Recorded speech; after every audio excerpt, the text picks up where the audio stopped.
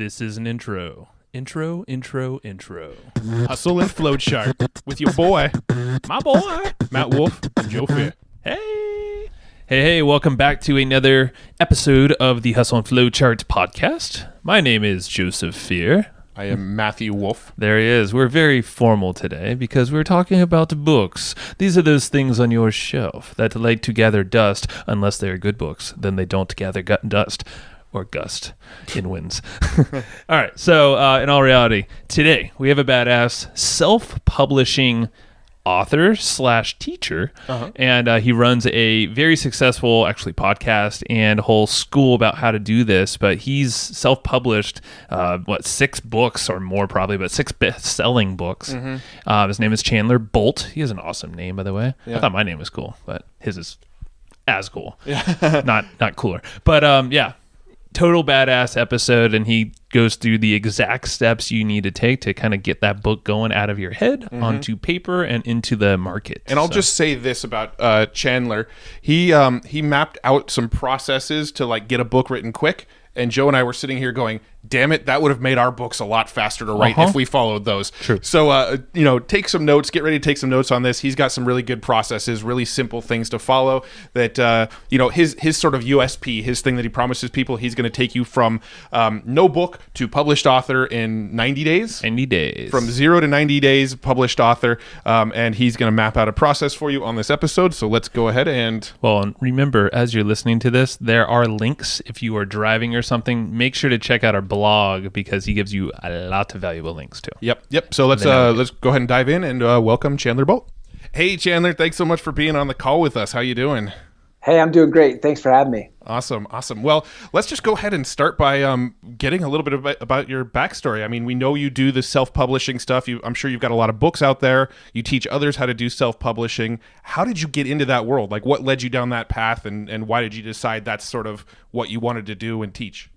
Yeah, so I kind of tripped and fell into it, to be honest. It was one of those things where I'm a C-level English student and a college dropout. Nice. And that's kind of my background. And I wrote and published my first book. It made close to $7,000 in the first month, and continued to make thousands of dollars a month in passive income. So it opened my eyes to not only passive income through the internet and selling stuff online. I mean, in this case, a book.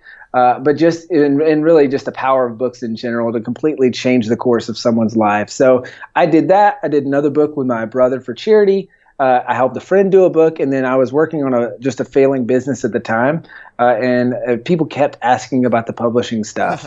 And it's kind of like, somebody can only slap you in the face so many times before you turn around and look. Yeah, man. Right? It's like, oh, okay, people actually want this, and they obviously don't want this thing that I'm trying to sell for my other business. So why don't I just totally turn my attention? So that sparked Self-Publishing School. We had a small 44-person class for the very first class.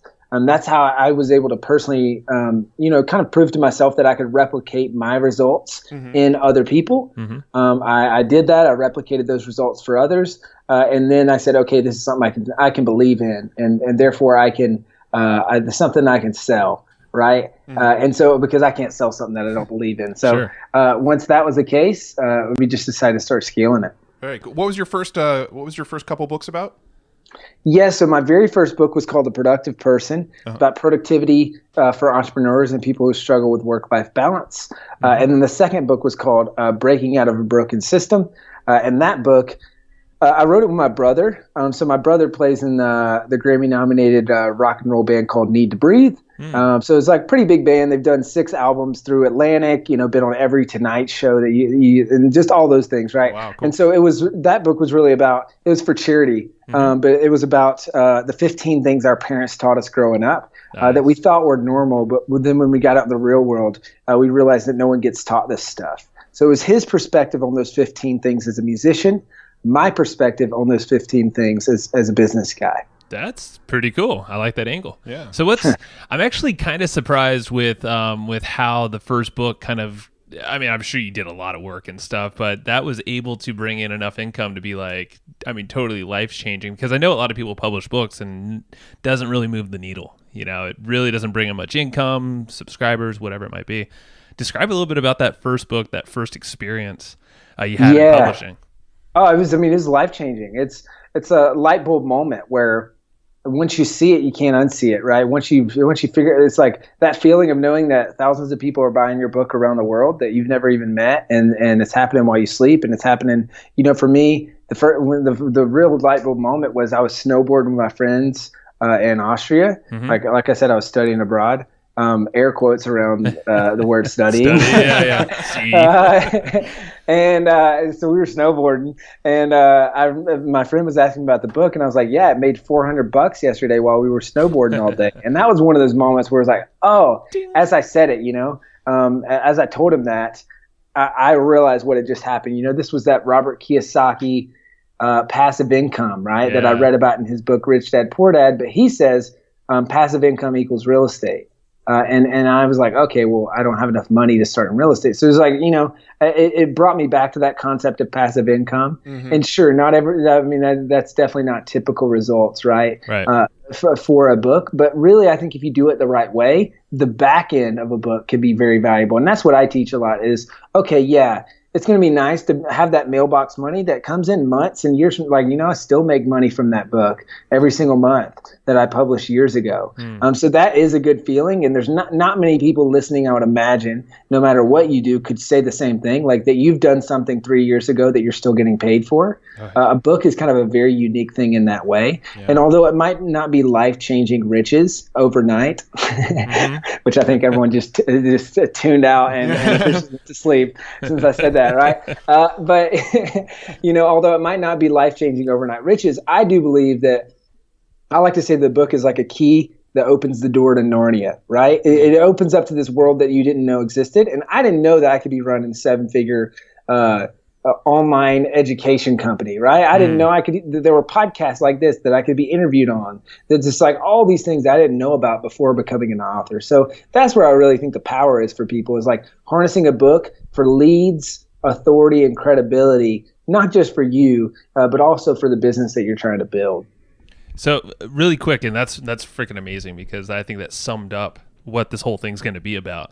And you mentioned Backend. So I'm assuming that's obviously leading to another action they take after the book or whatnot. Just explain a little bit what that means to everybody here. Yeah, great question. So I'm not talking about my butt. Yeah. I'm actually talking about the backside of your business, or the backside of your book, right? So for me, the book is what I call the front end. My business is the back end. So that means, a lot of listeners are probably familiar with the term value ladder, right? So it's like, and even if you're not, I'll just quickly explain it, right? So it's, okay, it's this increasing value ladder. As you climb the ladder, things get more expensive and more intimate in business. So a book is like the very bottom of my value ladder, and then people can go up from there. So it's an entry point, right? Mm-hmm. So my books drive tons and tons and tons of leads for my business. Whereas most people pay to get leads, I get paid to get leads through my books, right? I make money every day off of my books. At the same time, they generate a massive amount of leads through those books. And so, and those are very highly qualified leads. So people who, I like to call a book a silent salesman, right? Because they're reading my book for like 4 hours, and now all of a sudden we have this deep relationship, and I've never even said a word to them. My book's doing all the talking. Pretty cool. And so at the end of that, they're much more ready to do business with me. So that's what I mean when I say back end, is how are you going to use your book to then segue into what does the business look like behind it? Yeah, no, I love your philosophy. This is actually stepping back, just something you said a couple minutes ago. But I love the philosophy where you kind of tied it to Robert Kiyosaki and the whole real estate thing. Because one of the things that we're big proponents of, and one of the things we talk about over and over and over again, is the idea that you need to focus on creating as many assets as possible that can generate revenue. Real estate is one of those things, but it sounds like you sort of take that approach with a book. Like a book is just an asset that I can invest in once, and then it's going to sort of pay me dividends from, time and time again throughout the years. And so I love that analogy of you make that once, and then you get the, what'd you call it, mailbox money, mailbox income. That's that's I told you my brother's in the music industry. That's a music industry term, because back in the day, you'd put out a record, and then you'd walk out to your mailbox and money would just show up, like royalties from record labels, from radio spins, and like all around the world, stuff like that. I mean, now obviously it just goes to your bank account, but it's still fun to call it mailbox money. No, that's cool. I don't think I've heard that term, but I like it. I think we might start adopting that one. I like it. So funny story behind this is like a total tangent, but I was where I heard that was I was in a business course. It was the best. I mean, before I dropped out of school, it was like the only course that was helpful for me. It was ran by this guy who was just ultra wealthy, very successful business guy, and he hosted like this, or he held this class that was like kind of elite, and it was the top business leaders from the city of Charleston, South Carolina, which is where the school was, and it was a boardroom style meeting. So only nothing could leave the room. You had to come dressed up in a suit, like all this stuff, right? Wow. And he brought Darius Rucker in one time.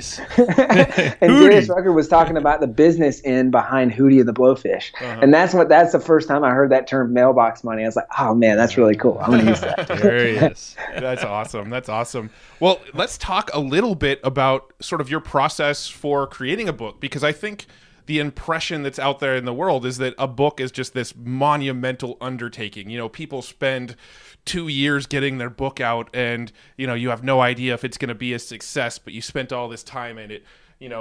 George R.R. Martin, who does the Game of Thrones book, I don't think releases a book like once every 10 years. So, I think when people think like, oh, I'm going to write a book, they're thinking like this is just some insane undertaking. But I think you've got some strategies and some processes to, sort of fast track that process. 100%. So our whole thing is we take people from blank page to published author in 90 days. Wow. So I really think for this sort of thing, there's two diametrically opposed ends of the spectrum, right? There's one side of the spectrum, which is the old school side, which is what many people are brainwashed to believe, which is a book is going to take years in tons of time, right? Mm-hmm. And oh, by the way, you need a publisher, right? Mm-hmm. And then on the other side of the spectrum, there's people who will say a book will take like a few hours and it can be complete crap, but just publish it anyway, right? Yeah. And I don't buy the just publish crappy content. That's not at all what I'm saying. But I am a firm believer in Parkinson's law, which states that an object will swell in proportion to the amount of time or space that you give it, right? So let me just give an example, right? So this is why America's budget, we, traditionally across the board, household to household, people spend 3% more than they earn, right? Parkinson's law, you earn more, you're going to spend more. Mm-hmm. Same reason, you're cramming for a test or you need to write a paper in college. What are you going to do? Well, of course, you're going to stay up all night the night before, right? Parkinson's law. Put it off. So I really do believe that. So if you give yourself years to write a book, then certainly it's going to take years. And it might be, and this is a huge might, it might be marginally better. I actually argue that if you do a shorter and more focused period of time, you'll end up with a much better book, and you'll certainly get there faster. So that's what we show people how to do is, hey, walk through the process, and it's not as complicated as you think it is. It's actually pretty simple. Mm-hmm. If you can write a page, you can write a book. So it's really just breaking it down so it's very simple, as well as kind of just shattering this misconception that it needs to take years. And I would imagine that misconception is probably the biggest hurdle you have to take people through, even to think about having their own book written. Or it's 100% mental. Yeah. So I guess what are some first steps that, like, if someone who has thought about this forever, they know the value of a book, I think it's pretty obvious, but they just don't feel like they're ready to take the leap, but they really want to. What would you tell them? Yeah, the very first step that I recommend is to create a mind map. And this is like the first step in a 3-step process that I teach. Mm-hmm. And it's the most important thing. A lot of people get hung up on, so even before they start writing, they get hung up on all these dumb things that don't matter. Like which software should I use to write the book, right? Believe it or not, this is the most popular blog post on our entire site is which book writing software is best. And I love it because it sends me a ton of customers. Of course. Yeah. And certainly we can link up to it if you really want to know. But honestly, like, it's the answer, like, this is a spoiler alert. The answer is whichever one's going to help you get your first words written the fastest. Right. which usually is not like a lot of people want to go down the Scrivener route. It's a great software, or others. But if that's not going to help you get your first words on the page, then you're really just wasting time. So that's to come back to answer your question. Creating a mind map is very important because most people, maybe you're listening right now and you think, I've got something I could write 5 pages about, but I certainly couldn't write an entire book on this topic. Right. Yeah. Right. Well, when people go through this mind map process, they'll come back to me and they'll say, Chandler, not only do I have enough for a full book, I've got enough for like 2 or 3 books, and I got to figure out which one to write first. Right. So much better process or much better place to come from. So when I say a mind map, I mean take a blank sheet of printer paper. So blank old school printer paper, no lines, old school. Don't do mind mapping software. Again, how can you do the mind map the fastest? Well, it's not like trying to figure out some new mind mapping software. Right.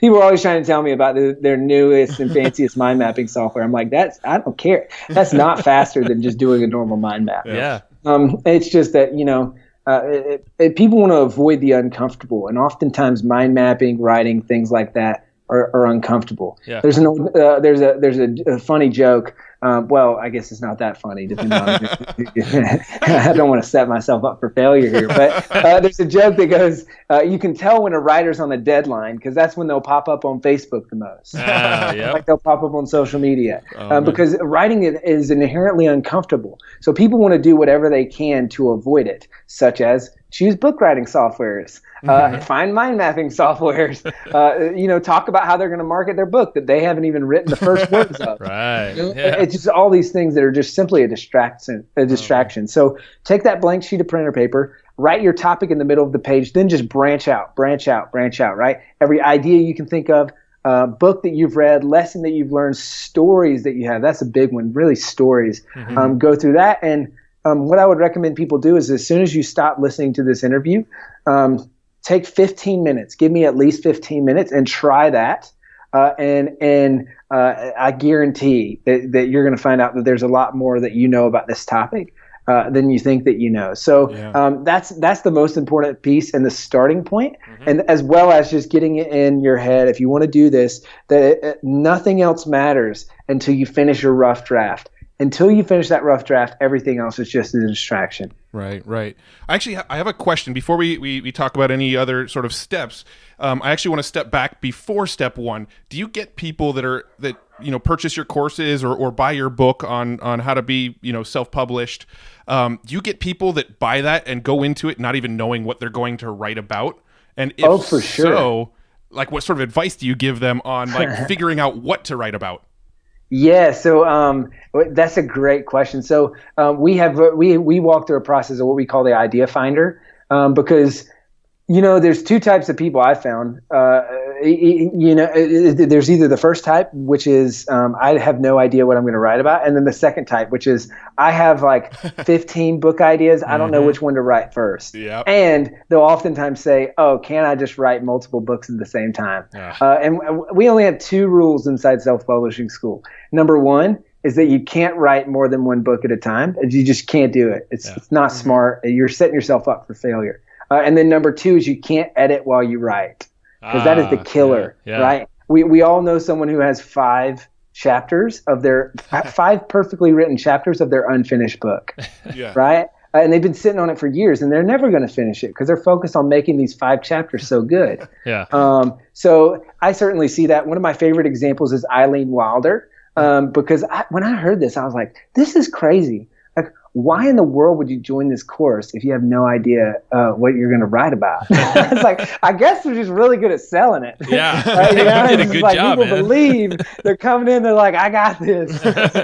And so I was like, man, this is crazy, first off. But then I talked to her, and she was like, yeah, I didn't know I was going to write about, but you told me you'd help me find an idea. And I just trusted it. And I trusted the process. And I knew this was something that I was called to do. Like, I have to do this. Wow. And so Eileen Wilder, she basically went from no idea when she joined. She wrote and published her book. It's called The Brave Body Method. And so it helps women with body image and things like that. So great message. But then she published the book, self-published it through the program, all that stuff. And it was really successful. And the next thing she knows, she got contacted by a publisher. And then like a few months later, she walked into Barnes and Noble, and it was like front and center placement. She's got a picture of her in front of Barnes and Noble, right? Dude, so that's a prime example of someone who, in the span of, all told, it was probably about a year and a half. Like, I have no idea what I'm going to write about. I'm in the front of Barnes and Noble, like my local Barnes and Noble. Wow. Like, taking a picture with my book. And not because I went in there and put my book in the store, because they actually put it in there themselves. Man, that's a hell of a testimonial right so there. was there some sort of catalyst or what led her to decide, okay, this is the topic that I'm going to write on? Yeah, so we tell people to ask questions, or like I give people prompting questions, right? Like, what are you passionate about? What do you really like? You won't shut up about it, and your friends wish you would, right? Like, you're talking about all the time. What if you're a knowledge worker, which this is a big one? So knowledge worker meaning that you get paid for what's in your head. So you could be an accountant, you could be a lawyer, you could be a manual laborer, you could be an architect, you could, anything that requires you to think, an educator, a professor, whatever. Mm-hmm. Are there things that you've learned the hard way that people who have been in, would be in this industry coming into it fresh? Like, if I were to go into your industry today, what would I not know that you know? Right. And then there's that gap that exists between what you know and what I don't. And in that gap is a prime space for a book. Right. It could be hobbies, like things that you enjoy, all those things. So I think in Eileen's case, she knew that she had she had a personal experience from going through this, like struggling with body image and things like that. So she was like, hey, I have this, this hard personal experience that I went through that I could use that story to help other people. That makes perfect sense. Yeah, that's cool. That makes a lot of sense. And I guess that kind of hammers down this whole I'm not an expert thing too. It's like, you don't know what you're going to talk about, but also a lot of people, I know when we taught people how to publish as well, but it was more digital. It was a little shorter form, but still you're dealing with this like, okay, well, I'm not worthy to speak on this. Right. I'm not the authority. So, I mean, I'm sure it's a similar conversation. Yeah. I mean, it's one of the main objections that we get. Totally. And I've got to get a kind of an illustration that when people hear it, they first laugh and then they're like, okay, that makes sense. I'm over it, or I'm at least kind of over it. When that's that. So have you guys ever heard of the saying? Maybe this is a Southern thing. I don't know, but it's if you're in the woods getting chased by a bear, you don't have to be faster than the bear. You just have to be faster than your friend. Totally. Yep. Yeah. Okay. So imagine that, but for writing a book. So you don't have to be the next Einstein, right? This genius, smartest person on earth, right? This expert. Right. You just have to know a little bit more than the person that you're teaching. Right, you just have to be a little bit faster than your friend or the person that you're teaching. So that's what I like to say to people is, hey, you know a little bit more than the person that's your target audience. That you might be a year ahead of them, you might be 5 years ahead of them, you might be 50 years ahead of them. But no matter what that gap is, you just have to know a little bit more than the person that you're teaching. And in fact, those people oftentimes might not resonate with like a Tony Robbins or, some big name, but they might resonate with you and your story, and they wouldn't have had that information otherwise. Yeah, no, that's really good stuff. I actually, one of my first business was actually called learntoblog.com, and I sold that business a couple of years ago, but that was exactly one of the biggest objections that people had was they would buy the course and say, I'm going to go blog, but I don't know what to blog on. Well, why did you buy a course about how to blog if you don't know what to blog on? Mm-hmm. So we had to, we created a ton of training and along that same lines. And, you're so right that people just forget how much they know in whatever sort of industry they're in or what they do on a daily basis. You forget how much you know, or you don't realize that what you know other people don't know. Mm-hmm. So I think that's really powerful and some great advice. Now, coming back to sort of the steps that you put people through. So now we've got an idea for a book, and we've mind mapped everything out. We've gotten our printer piece of paper, and we mapped it all out with pen and just have like a scribble of ideas of all these things we want to put in a book. Where do you move people beyond that? Yeah, so that's the first step. As the mind map, mm-hmm. And then the second step is moving into the outline. So you basically turn your book mind map into an outline. And the way that I like to do that is take common themes that you see in your mind map and group them into 4 to 7 common themes. These are going to form like kind of the sections for your book. And then within those 4 to 7 sections. You're going to organize those in the order that you want to cover them, and then drill down on a chapter by chapter level. And that's really when you transition from, okay, I have a mind map to now I have a chapter by chapter roadmap or an outline, right? So now step 2, you got this outline. And then step 3 is to write the dang thing, right? Which, is easier said than done. Right. But this is where you get into, there's actually I have a process for this. It's, again, a 3-step process. It's very simple. And so basically what happens here is it's a choose your own adventure. So you go chapter by chapter and you repeat the process that I just taught you. So say chapter 1, I'm going to spend 10 minutes mind mapping everything I know on that chapter. I'm going to spend 10 minutes turning that mind map into an outline. And then step 3, this is where you choose your own adventure. You can either A, write the chapter, right? So spend 45 minutes to an hour actually following point by point your outline and writing that chapter. Or B, you speak the book, right? Which some people, if you're like me, you're a better speaker than you are a writer. So the process that I recommend there is you go step by step through that same outline and you just speak the chapter. So, this might take 8, this might take 15 minutes, but it's pretty fast. Then you have that transcribed and you work with that to form that into a good book. And the difference is if you're speaking it now, when you log into that Google Doc or that Microsoft Word doc or whatever you're using, you don't have a blank page to stare at, right? If anyone who's had that feeling, you just want to beat your head into the keyboard, right? It's just like, oh my gosh, where do I even start? But now you've got something that you can work with, and that could be massaged into a final draft and into a polished book. Well, I like that speaking thing. And I've been toying around with that actually in my sections because we have a monthly newsletter we print out and send it. So that was something, I think it was 2 months ago, I experimented with that. I think I did it the wrong way, and now I know, but this is what I want to ask you is 2 things. I feel like that actually cuts down the whole feeling like you need to edit on the fly. Because if you're speaking it out, you're just, it's like going, and you're not going to go back and be like, ooh, 2 paragraphs ago and delete and rewind. Yeah. So there's that. I think that would be great. But what's your process for doing the audio, the voicing the whole thing out? Is it like literally picking up a microphone and doing that, or are you doing some dictation kind of software thing? Yeah, so it's kind of it's so I think the first and foremost, the thing where most people go wrong, and I would guess where you went wrong when you tried to speak this newsletter, is you got to make sure that you do the mind map and the outline. Yeah. And a lot of people were like, well, why don't I might as well just write the thing then, right? This is like 20 minutes I'm spending on, but I promise it'll still be faster and it'll be way better. Yeah. Because the biggest mistake I see people make is they just fire up the mic and start talking. That's exactly what I did. 20 minutes later, they're like, I don't know where I am or how I got here. This sucks. Yeah. Right? It's just like, what am I even talking about at this point? This is definitely not going to be in a cohesive book. Sure. So if you do that, though, it will be, it's going to feel a little weird at first going point by point through your outline. Right. But then you get the hang of it, and you're not going to get lost because you're stringing together thoughts. So that's the first and most important thing. But then, once you get past that, it doesn't really matter how you record it. I like to use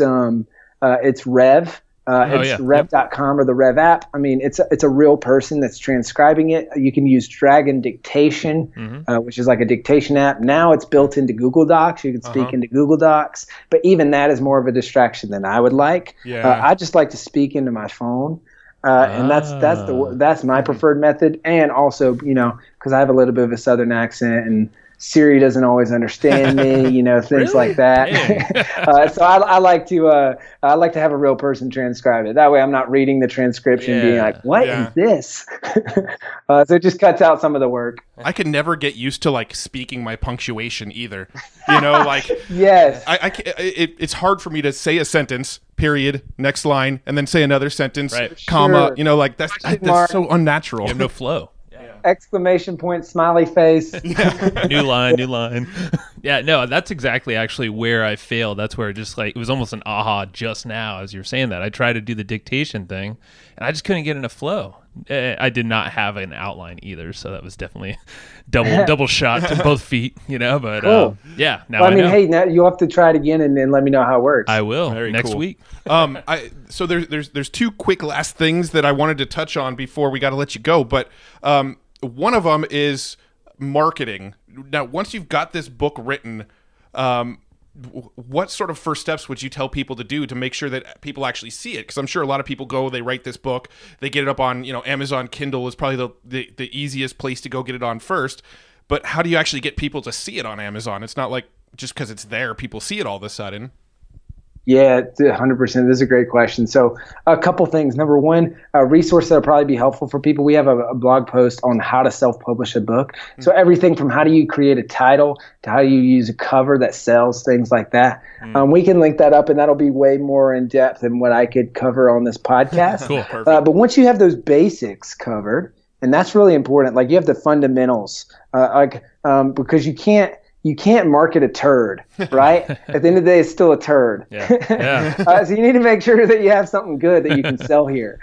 So you have the fundamentals. It's a good-looking book. It's a good, high-quality book. Now we're turning to marketing. And what most people don't realize is that marketing starts way before you go to sell the book. Marketing starts in how do you position the book? What's the topic? How are you positioning this thing? And then once you do move to marketing, the number one tip that I can give is to form a launch team. This is kind of, something that we've popularized through self-publishing school, and now it's a pretty mainstream thing, but it's very effective. So a launch team is basically a small group of people who support your book.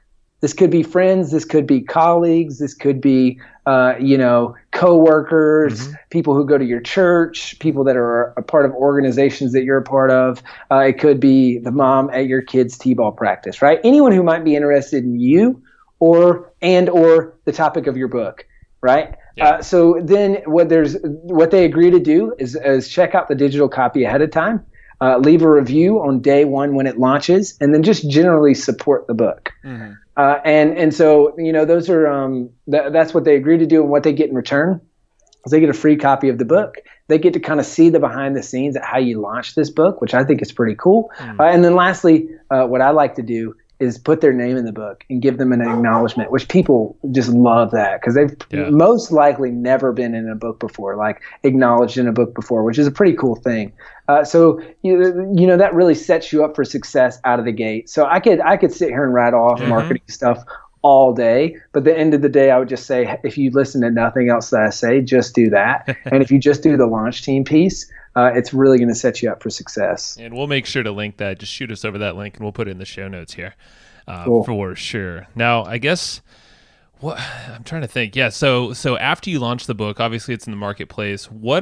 I know there's like an upsell process of it, the value chain, and without getting too deep, just for time and all that stuff, what are like the top 3 next things you would like escalate people into?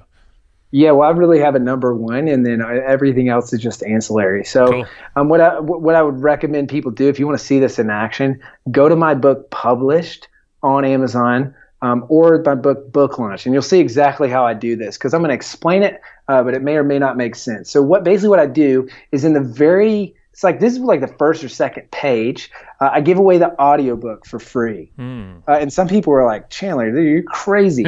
Why would you do that? Well, I know that to me, a lead is worth way more money than if they would have bought my book, right? That's worth a lot of money to me. So, and I actually do it in the beginning because when people click look inside, they can, on Amazon, they can opt in without even buying my book. That's right. Which they're thinking, this guy's an idiot. He doesn't even know that I can do this. I'm going to pull one over on him. No, I'm not.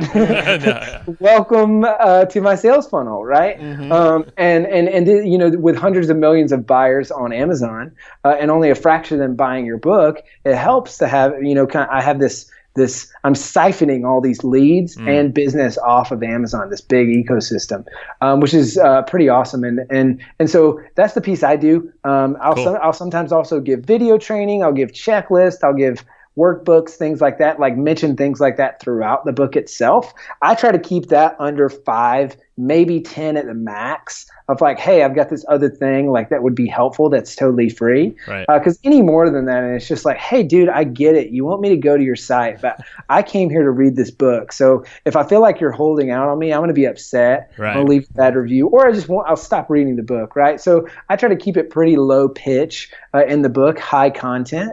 But in the beginning, it's like, hey, you just bought this book or you're checking out this book. you probably don't want to read it anyway because you're busy and you probably have like 30 other books on your to-read list. Right. So if I just gave you the audiobook, you'd normally pay, $10 to $30 on Audible for this thing. What if I just gave you that for free? And they're like, oh my gosh, I really like this Chandler guy, right? Like we're starting off our relationship on a really good foot. And now they're building a relationship with me because for my most recent book, that's me that's recording that audiobook. So now we're building a relationship. And then they're exponentially more likely to do business with me moving forward. It's brilliant. Yeah. I love it. Very cool. Well, I think we should probably start wrapping it up, right? We're about... Yeah, the only other question I had, and I'm sure it's going to be a fairly quick answer, was like your thoughts on self-publishing versus using a traditional publisher. I know a lot of people think I need to use a traditional publisher if I want to get the credibility in the news and the media and all that kind of stuff. I mean, have you found that to be the case, and sort of what's your opinion on self-published versus traditional publisher? I love how you teed me up. Oh, this will probably be like a quick answer. This is like, let's record a separate podcast. Yeah, I was going to say, that sounds like a long one, actually. No, this is a little bit my soapbox. You know what I need to do is just record a definitive or put together a definitive blog post that just drops the mic on this topic once and for all. Because I get asked on this all the time. The short answer is for 99.9% of people, it makes more sense to self-publish. If you're Gary Vaynerchuk or someone who wants to do an international book tour and you do not care about how much money you make from the book, then go traditionally published. Even then, no, they're going to strip you of your creative liberties. They're going to do zero marketing for your book. You're going to make pennies on the dollar of that book. And at the end of the day, like I mentioned already, you just lose a lot of the control. So be prepared to, even if they give you an advance, be prepared to pay that advance back if you don't sell enough copies, which not many people know that, right? So for everyone else, self-publishing is a way better option. Over 70% of all books sold are sold on Amazon. Sold through Amazon. So that means that no longer is it necessary to get placement in a bookstore via a traditional publisher, which was formerly the only reason you would use a publisher, right? It's kind of like the good old boys club. Yeah. So it's no longer necessary. You can certainly, the question that you asked was like media, things like that. You can get a ton of that stuff while still self-publishing. That's easy, actually. That's just like working it. Meeting people and like knocking on doors. That you do not need an agent or a publisher or anything like that for that.